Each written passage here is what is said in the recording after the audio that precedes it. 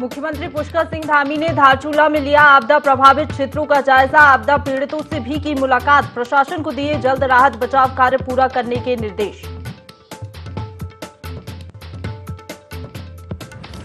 17 सितंबर से 24 सितंबर तक पूरे प्रदेश में सरकार चलाएगी स्वच्छता पखवाड़ा अभियान। सरकारी विभाग के कर्मचारियों के साथ आम जनता का भी सहयोग लेगी सरकार।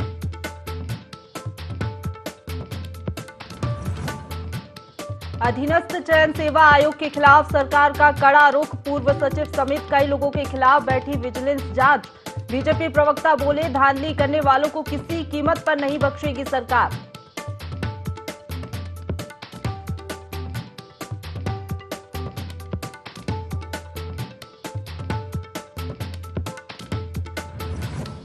देहरादून में स्मार्ट सिटी के निर्माण कार्यों में आई धीमी रफ्तार पर नाराज दिखे विधायक खजान दास। तय समय पर काम पूरा नहीं करने पर दिया धरने पर बैठने का अल्टीमेटम।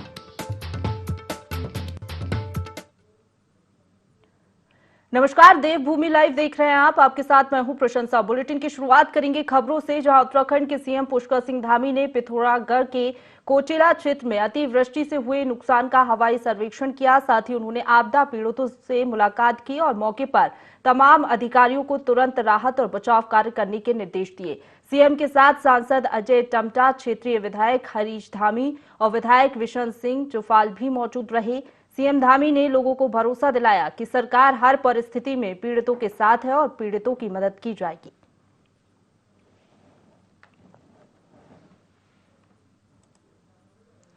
तो उत्तराखंड के सीएम पुष्कर सिंह धामी ने पिथौरागढ़ के कोटेला क्षेत्र में अतिवृष्टि से हुए नुकसान का हवाई सर्वेक्षण किया है। साथ ही उन्होंने आपदा पीड़ितों से मुलाकात भी की है और मौके पर तमाम अधिकारियों को तुरंत राहत और बचाव कार्य करने के निर्देश भी दिए हैं। सीएम के साथ सांसद अजय टम्टा, क्षेत्रीय विधायक हरीश धामी भी मौजूद रहे। बता दें, भारी तबाही हुई है, कई लोगों के घर तबाह हो गए हैं और ऐसे में लोगों को काफी परेशानियों का सामना भी करना पड़ा। ये तस्वीरें भी टीवी स्क्रीन पर आपको हम दिखा रहे हैं। अतिवृष्टि से हुए नुकसान का जायजा लेने के लिए सीएम धामी खुद पहुंचे हैं। तो सीएम धामी ने लोगों को भरोसा दिलाया कि सरकार हर परिस्थिति में पीड़ितों के साथ है और पीड़ितों की मदद भी की जाएगी। नुकसान का आकलन होगा, उसके बाद लोगों की मदद भी की जाएगी। फिलहाल ये तस्वीरें आपको दिखा रहे हैं। सीएम पुष्कर सिंह धामी मौके पर पहुंचे, उन्होंने जायजा लिया। जो पीड़ित लोग हैं, जो अतिवृष्टि से प्रभावित हुए हैं, उनसे मुलाकात की और उनका ढांढस भी बंधाया। इसी खबर पर ज्यादा जानकारी के साथ संवाददाता मनीष जुड़ गए हैं। मनीष, सीएम धामी लोगों के बीच पहुंचे और उनको आश्वासन भी दिया है कि उनकी मदद हर हाल में की जाएगी, क्या जानकारी? जी, बीती रात बादल फटने से कोटिला ग्राम में देवी आपदा से पूरा पानी भर गया था और कई लोगों के मकानों के अंदर पानी भर गया था, जिसको देखते हुए आज मुख्यमंत्री धारचूला पहुंचे हैं और उनके द्वारा हवाई सर्वेक्षण करके स्थिति का जायजा लिया गया और प्रभावितों से मुलाकात करके उनसे बातचीत करी गई और उनको पूरा आश्वस्त किया गया है कि उनकी उचित से उचित व्यवस्था कराई जाएगी। बिल्कुल मनीष, फिलहाल बचाव कार्य को लेकर क्या जानकारी है? कब तक राहत और बचाव कार्य चलेगा? कितने लोग इससे प्रभावित हुए हैं? बल्कि ये जानकारी थी हमें कि एक महिला की मौत भी हो गई थी, क्या ये आंकड़ा बढ़ भी सकता है? जी, वहाँ खुद जिलाधिकारी मौके पे रेस्क्यू कर रहे हैं और उनके द्वारा एसडीआरएफ और एनडीआरएफ की टीम का एक जॉइंट वेंचर लगाया गया है जो आपदा प्रभावित क्षेत्र में प्रभावितों की मदद कर रहा है। अभी तक तो कोई ऐसा आंकड़ा बढ़ता हुआ नहीं दिखाई दे रहा है। लगभग वहाँ रेस्क्यू ऑपरेशन हो चुका है पूरा। बिल्कुल, और काली नदी भी खतरे के निशान से ऊपर बह रही है, उसको लेकर क्या जानकारी है? क्या वहाँ पर भी सीएम धामी पहुंचे थे? जी हाँ, सीएम धामी वहाँ पर पहुंचे थे और जिला प्रशासन के द्वारा सख्त निर्देश दे दिए गए हैं कि जो काली नदी का जलस्तर है वो लाल स्तर से ऊपर पहुंच गया है, जिसको देखते हुए उन्होंने वहां जितने भी लोग हैं वहां से उनको खाली करा दिया गया है और उनको विस्थापित करके धारचूला एक स्टेडियम है वहां पर उनको भेज दिया गया है। जी चलिए, बहुत शुक्रिया आपका हमारे साथ जुड़ने के लिए मनीष, और तमाम बातचीत के लिए। तो मुख्यमंत्री पुष्कर सिंह धामी खुद लोगों के बीच पहुंचे, उन्होंने पीड़ित लोगों से मुलाकात की है और यहाँ पर तमाम दिशा निर्देश भी दे दिए गए हैं कि जल्द से जल्द राहत और बचाव कार्य किया जाए। साथ ही उन्होंने आश्वासन भी दिया है लोगों को कि उनकी मदद की जाएगी, उनको वहां से शिफ्ट करा दिया जाएगा। तो राहत और बचाव कार्य फिलहाल अभी जारी है और लगातार सीएम पल पल की अपडेट ले भी रहे हैं और हर संभव मदद का भरोसा भी लोगों को दिला रहे हैं।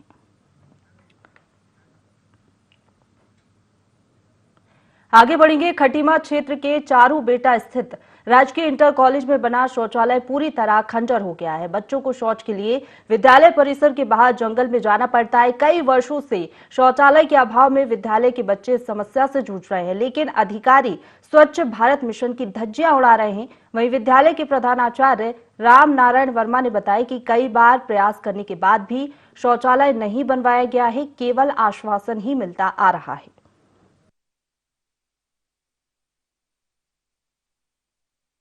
ईस्टर ने बालिका शौचालय यहाँ बनवा दी है, और जिससे कि ये सुविधा मतलब बच्चियों के लिए सुविधा है। लड़कों के लिए बाहर जाना पड़ता है, और यहाँ तक कि हमारे कुछ स्टाफ भी जो हमारे यहाँ है, हमारे पास में एक है, शिक्षकों को हमने कह दिया है, लेकिन ये है कि फिर भी एक शिक्षक भी जो यहाँ आने संकोच करते हैं वो आ जाते हैं, जो कि बड़ा मतलब ये हमारे लिए बहुत निंदनीय हुआ। लेकिन ये है कि नहीं हो पा रहा है अभी, लेकिन एक निकट भविष्य में ये आश्वासन मिलता है कि मिल जाएगा। आगे बढ़ेंगे। राजकीय प्राथमिक शिक्षक संघ के प्रदेश अध्यक्ष गोविंद बोरा लोहाघाट पहुंचे, जहां उनका शिक्षक कर्मचारी संगठनों और सामाजिक संगठनों के लोगों ने स्वागत किया। इस दौरान गोविंद बोरा ने कहा कि जिले के प्राथमिक विद्यालयों की दशा सुधारने, शिक्षकों की कमी को दूर करना और प्राथमिक विद्यालय में पढ़ने वाले बच्चों को अच्छी शिक्षा और सुविधा दिलाना ही उनकी पहली प्राथमिकता है।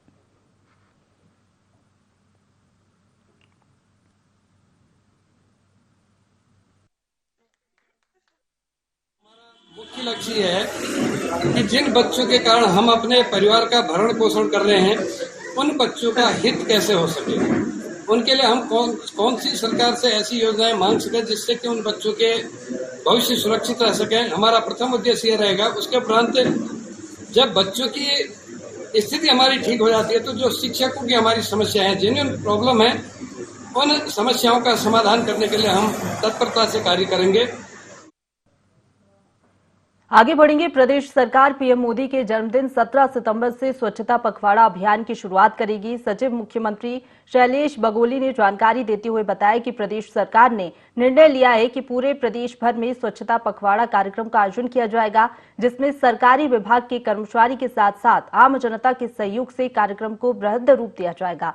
मुख्यमंत्री पुष्कर सिंह धामी ने कार्यक्रम को बृहद रूप देने के लिए जिले के प्रभारी मंत्रियों को जिला अधिकारी से समन्वय करने के निर्देश भी दे दिए हैं।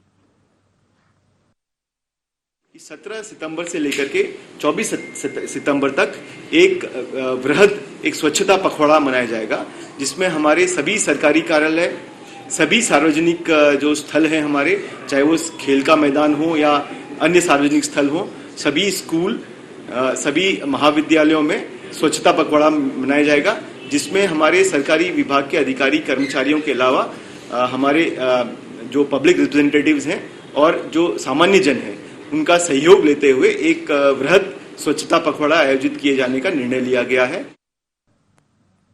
कान्हा नेशनल पार्क में हाथी रिजुवेशन कैंप का समापन हुआ, जिसमें नन्हा हाथी कृष्णा आकर्षण का केंद्र रहा। हाथी रिजुवेशन कैंप में हाथियों के स्वास्थ्य की विशेष देखरेख की जाती है, जिसमें प्रतिदिन चारा कटरों और महावतों द्वारा हाथियों को नहलाकर हाथियों के पैर और सिर की मालिश की जाती है। साथ ही उन्हें गन्ना, मक्का, नारियल खिलाकर वापस जंगल में छोड़ा जाता है।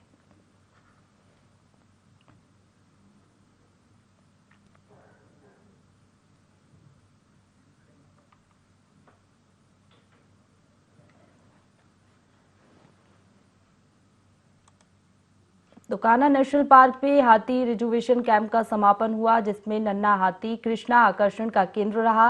हाथी रिजुवेशन कैंप में हाथियों के स्वास्थ्य की विशेष देखरेख की जाती है, जिसमें प्रतिदिन चारा कटरों और महावतों द्वारा हाथियों को नहलाकर हाथियों के पैर और सिर की मालिश भी की जाती है।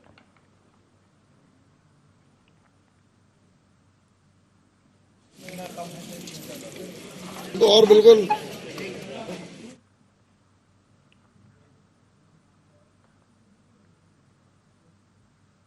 आगे बढ़ेंगे। मुख्यमंत्री पुष्कर सिंह धामी उत्तराखंड कला दर्शन कार्यक्रम में शामिल हुए।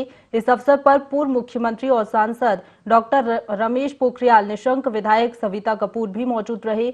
मुख्यमंत्री पुष्कर सिंह धामी ने कहा कि संस्कार भारती की ललित कलाओं के संरक्षण क्षेत्र में सबसे बड़े केंद्र के रूप में पहचान बनी है। मुख्यमंत्री ने कहा कि उत्तराखंड कला, संस्कृति एवं साहित्य का संगम है।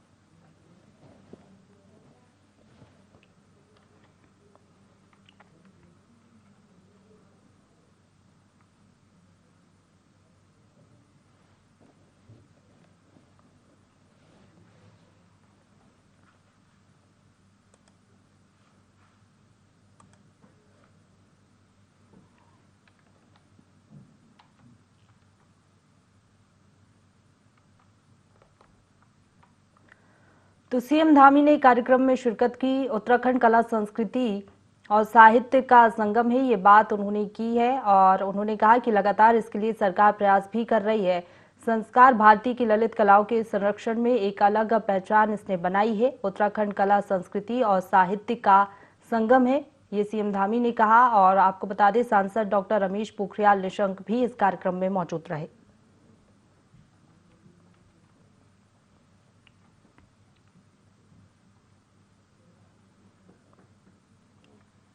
हरिद्वार में शराब से हुई मौत पर मुख्यमंत्री धामी ने अफसोस जाहिर करते हुए कहा कि हरिद्वार के पथरी क्षेत्र में हुई घटना दुर्भाग्यपूर्ण है। किसी भी व्यक्ति की जान सबसे बढ़कर है, इससे मूल्यवान कुछ नहीं है। इस मामले की उच्च स्तरीय जांच के आदेश दे दिए गए हैं। प्राथमिक जांच में आबकारी निरीक्षक सहित आबकारी विभाग के 9 कर्मचारियों को निलंबित किया गया है। इस घटना में जो भी दोषी पाए जाएंगे उन पर सख्त कार्रवाई की जाएगी।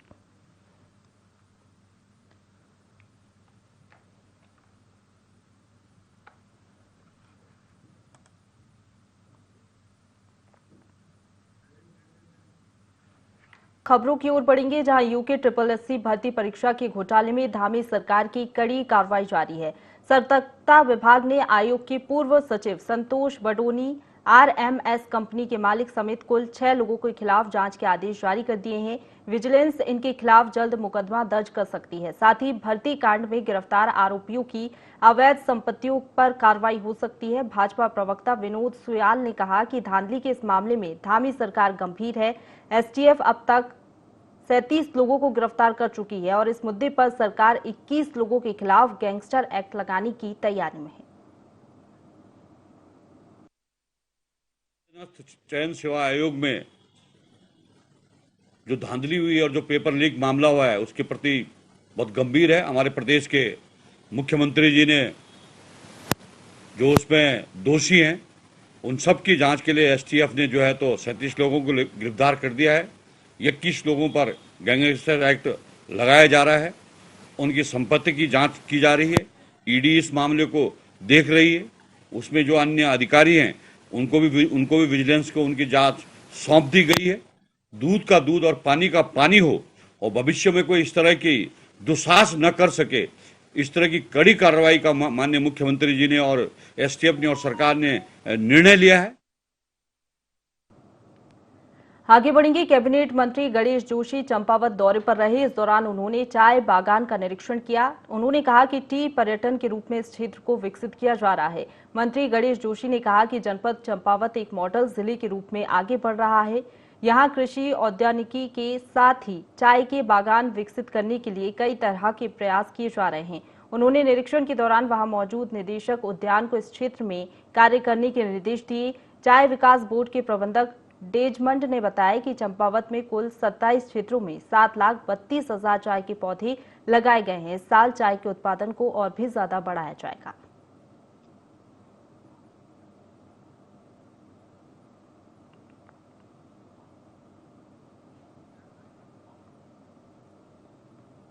बाजपुर के मुंडिया कला में एक मजदूर की मौत हो गई। जो मजदूरी कर अपने घर लौटा था, तभी अचानक तबीयत खराब हो गई, जिसके एक निजी अस्पताल में इलाज के दौरान मौत हो गई है। वहीं परिजन शव को घर ले गए हैं, जहां किसी व्यक्ति ने पुलिस को फांसी लगाकर आत्महत्या की खबर दी।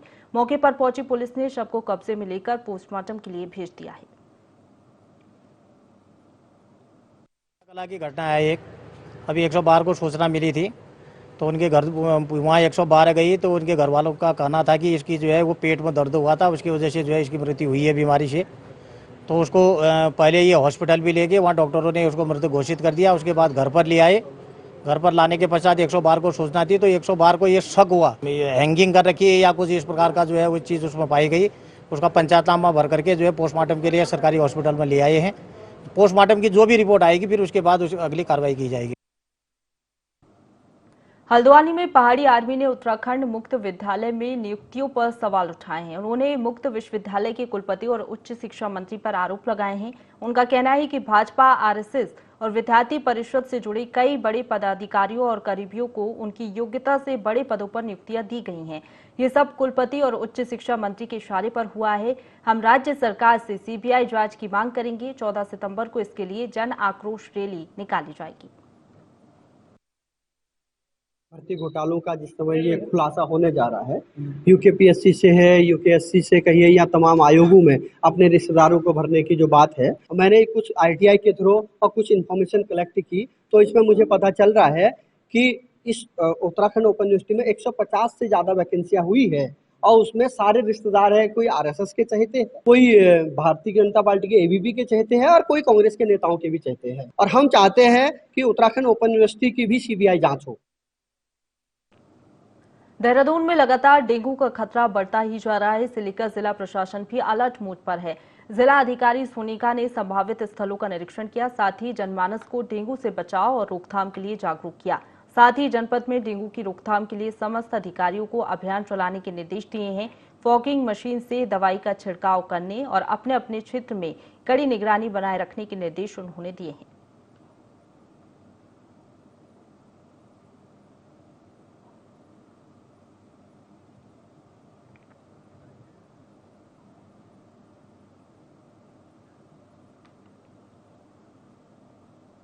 आगे बढ़ेंगे। चंपावत में डीएम नरेंद्र सिंह भंडारी की अगुवाई में विशेष स्वच्छता अभियान चलाया गया, जिसमें जनपद के कई जनप्रतिनिधि, अधिकारी, पर्यावरण मित्र समेत आम नागरिकों ने हिस्सा लिया।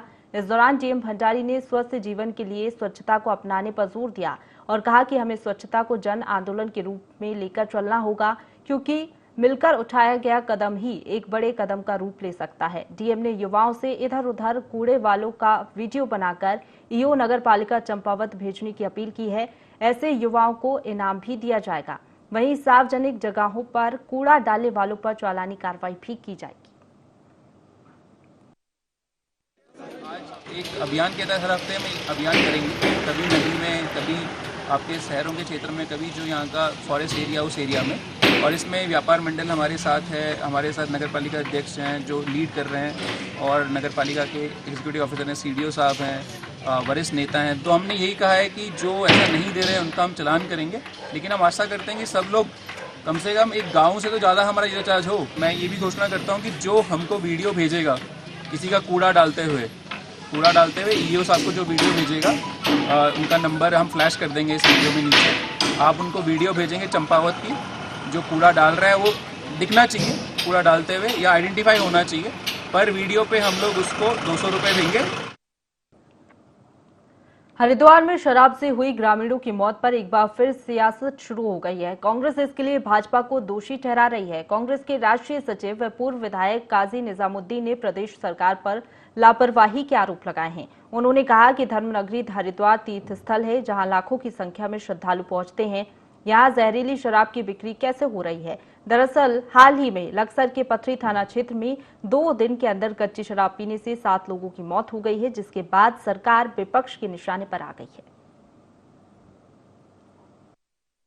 जिला हरिद्वार जो कि एक तीर्थ नगरी है, पूरे हिंदुस्तान से नहीं दुनिया से यहाँ तीर्थ के लिए लोग आते हैं। इस हरिद्वार जनपद को भारतीय जनता पार्टी ने अवैध शराब की स्थली बना दिया। पिछली सरकार के समय भारतीय जनता पार्टी की 50 लोगों से ज़्यादा की मौत हुई थी। आज यहाँ पर लगभग 7 लोगों की नकली शराब पीने से जान जा चुकी है और भी जाने यहाँ जा सकती हैं। उसी कांड में भारतीय जनता पार्टी ईमानदारी का चोला ओढ़ती है, धर्म की बात करती है, और हरिद्वार जनपद को इन्होंने नशे का अड्डा बनाकर छोड़ दिया। तो भारतीय जनता पार्टी की भ्रष्ट सरकार को आत्ममंथन करना चाहिए। सांसद डॉक्टर रमेश पोखरियाल निशंक ने हरिद्वार में शराब पीने से हुई मौत पर चिंता जाहिर की है। सांसद रमेश पोखरियाल ने कहा कि ये बहुत ही दुखद घटना है और प्रदेश की सीएम ने इस पूरे घटनाक्रम को लेकर जांच के आदेश दे दिए हैं और जो दोषी होगा उसको किसी भी हाल में छोड़ा नहीं जाएगा। वहीं हरिद्वार जिला पंचायत चुनाव को लेकर उन्होंने कहा कि पहली बार बीजेपी पूर्ण बहुमत से अपनी सरकार बनाएगी। हरिद्वार जिले में बीते 7 से 8 सालों में जो काम हुआ वह 70 सालों में नहीं हुआ है। हरिद्वार का जो मामला सामने आया, अभी मुख्यमंत्री जी ने कहा है कि उन्होंने जांच के आदेश दिए हैं और बहुत कड़ाई से जांच के आदेश दिए हैं। जो दोषी होगा उसको छोड़ा नहीं जाएगा, दंडित किया जाएगा। बहुत ही दुखद घटना है और मैं अभी हरिद्वार के लिए ही निकल रहा हूँ। धारचूला में बाजार में बादल फटने से जलभराव की स्थिति उत्पन्न हो गई। काली नदी का भी जलस्तर खतरे के लेवल से ऊपर चला गया है। धारचूला तहसील के खोतिला ग्राम में बादल फटने से एक महिला की मौत भी हो गई है। इधर जिला प्रशासन के द्वारा प्रभावितों का रेस्क्यू अभियान चलाया जा रहा है। प्रशासन के द्वारा प्रभावितों के लिए धारचूला स्टेडियम में सभी के रहने और खाने पीने की व्यवस्था कर दी गई है। वहीं 30 से 35 आवासीय मकानों में जलभराव के कारण मलबा और पानी भर गया है। रेस्क्यू टीम मौके का निरीक्षण कर क्षति का आकलन भी कर रही है।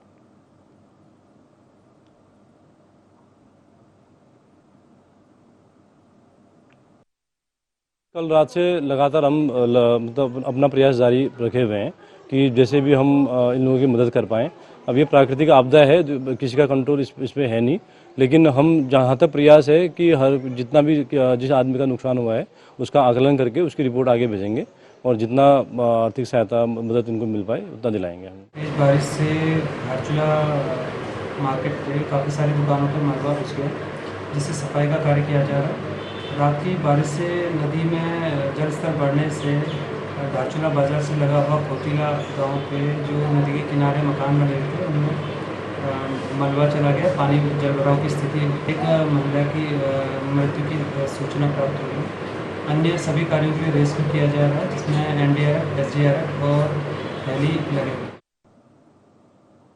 ऊधम सिंह नगर की किच्छा में सैकड़ों कर्मचारियों ने पुलिस प्रशासन के खिलाफ मोर्चा खोला है। कर्मचारियों और इंट्रार्क कंपनी प्रबंधन के बीच करीब 1 साल से विवाद चल रहा है। अपनी मांगों को लेकर कर्मचारी कंपनी गेट पर 1 साल से धरना दे रहे हैं। बता दें, पूरा मामला उत्तराखंड हाई कोर्ट में विचाराधीन है। कर्मचारियों का आरोप है कि उत्तराखंड हाई कोर्ट द्वारा कोई आदेश नहीं दिया गया है। बावजूद इसके स्थानीय पुलिस प्रशासन ने कंपनी प्रबंधन के साथ मिलीभगत कर देर रात को कंपनी की मशीनों को बाहर शिफ्ट करा दिया। मामले में किच्छा विधायक का भी कहना है कि पुलिस प्रशासन की मनमानी के विरोध में वह भी धरना देंगे। को लेके प्रशासन हाईकोर्ट गया था अनुमति लेने के लिए, लेकिन लंबी बहस के बाद, कई दौर की बहस हुई, उसके बाद ये जो है इनको आदेश नहीं मिला और इन्होंने कई बार मशीनें निकालने की कोशिश की। कम 10 से 12 बार मशीनें निकालने की बराबर कोशिश की, लेकिन ये लोग सफल नहीं हो पाए। इन्होंने हाई कोर्ट में अपने आप को हारता हुआ देख के अपना केस ड्रॉ कर लिया। केस ड्रॉ करने के बाद इन्होंने परसों केस ड्रॉ किया और आज सुबह इन्होंने गैरकानूनी तरीके से कोतवाल किच्छा धीरेन्द्र कुमार के नेतृत्व में ये लोग गए और इन्होंने जो है मशीनें बाहर निकाल दी, जिसमें इन्होंने गैरकानूनी तरीके से हमारे लोगों का फोन तोड़ दिए, लोगों के हाथ मोड़ दिए और लोगों पर अत्याचार करके वहां से मशीनें जबरदस्ती के द्वारा बहुत तेज गति से गाड़ियां आई और मशीन निकाल के लेकर चली गई, जिसमें किच्छा कोतवाल धीरेन्द्र कुमार जी का पूरा हाथ है। और मैं कहना चाहता हूँ कहीं ना कहीं ये कंपनी प्रशासन से मिले हुए हैं और ये लोग जो है मोटी रकम खा चुके हैं और मजदूरों के साथ अत्याचार हो रहा है। इसीलिए 1 साल से हम धरना प्रदर्शन कर रहे हैं और हाई कोर्ट का ऑर्डर जो आया हुआ है, प्लांट से कोई भी मशीन शिफ्ट नहीं की जा सकती और रात कोतवाल साहब ने उन मशीनों को निकलवा दिया। हमने उन्हें हाई कोर्ट का अपना ऑर्डर भी दिखाया, फिर भी बोले मैं हाई कोर्ट का कोई ऑर्डर नहीं मानता हूं, ये मशीनें जाएंगी तो जाएंगी। कोतवाल साहब ने डंडा भी चलाया, हमारे साथियों का मोबाइल तोड़ा और कोतवाल साहब का ये डंडा ठोक के कहना था कि ये मशीनें जाएंगी, आप लोग रोक नहीं सकते। हम ये दिखाना चाहते हैं कि बस कोतवाल साहब हमें हाईकोर्ट का ऑर्डर दिखाएं कि हाईकोर्ट का ऑर्डर उनके पास क्या है। हाईकोर्ट का ऑर्डर नहीं दिखाएंगे तो हम हाईवे जाम करेंगे। कोतवाल साहब को यहाँ पे पब्लिक के बीच में आके बताना पड़ेगा कि उनके पास हाईकोर्ट का कौन सा ऑर्डर है जो कंपनी की मशीन है वो शिफ्ट कराने में लगे हुए हैं। देखिए, इंट्राज के कर्मचारियों के साथ मैनेजमेंट जो है वो जबरदस्ती कर रहा है। दूसरी ओर कहा जाए तो गुंडागर्दी पे उतार हुआ है। इसी के साथ बुलेटिन में फिलहाल इतना ही। खबरों का सिलसिला लगातार जारी है, आप बने रहिए हमारे साथ।